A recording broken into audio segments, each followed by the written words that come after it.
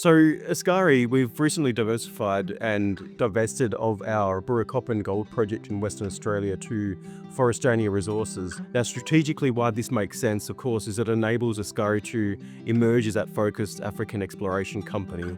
We've got our assets in Namibia, in Ois, as well as the Nejo project in Ethiopia. So we're still very much focused and aligned to the critical metals and gold space, but we really wanted to make sure that our shareholders and investors understood that the clear focus for the company is African-based exploration.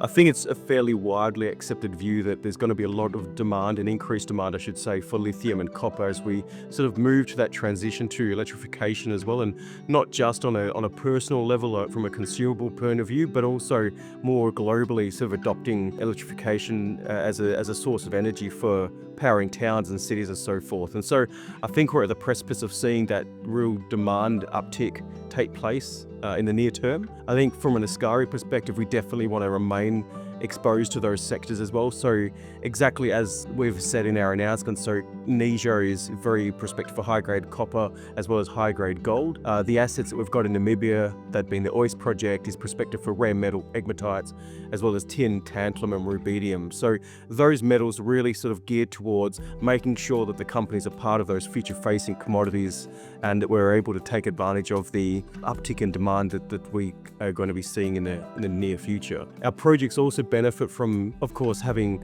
some great access to infrastructure as well. So at Ois, we've got the deepwater port of Walvis Bay directly connected to the project site by a paved road, and Nejo in Ethiopia, we've got access roads all the way through across our project as well. So from an exploration sense, we're able to mobilize very quickly and very cheaply. The cash that we've generated and the share consideration we've generated from the transaction with Forestania, we're able to put that to work straight away for our exploration campaigns. But importantly, we're also able to close on that transaction to acquire the Nejo project as well.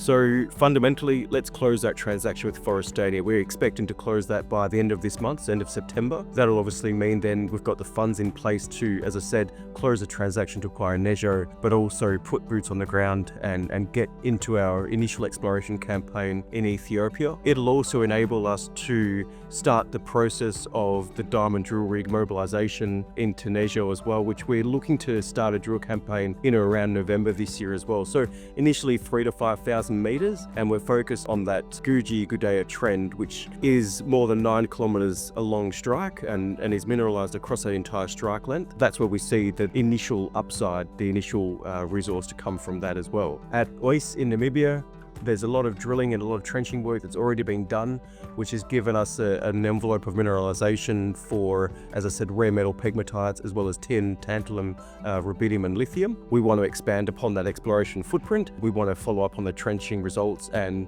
put in place another drill campaign as well. So fundamentally, over the near term, the company's going to be very busy in terms of the exploration pursuits in both Ethiopia and Namibia, close the Forestania transaction, which is a critical part of our definition strategy as well. And we're also going to be holding a shareholders meeting next month to just approve the transaction at Nejo and to enable us to push forward and clearly define sort of the future of the company.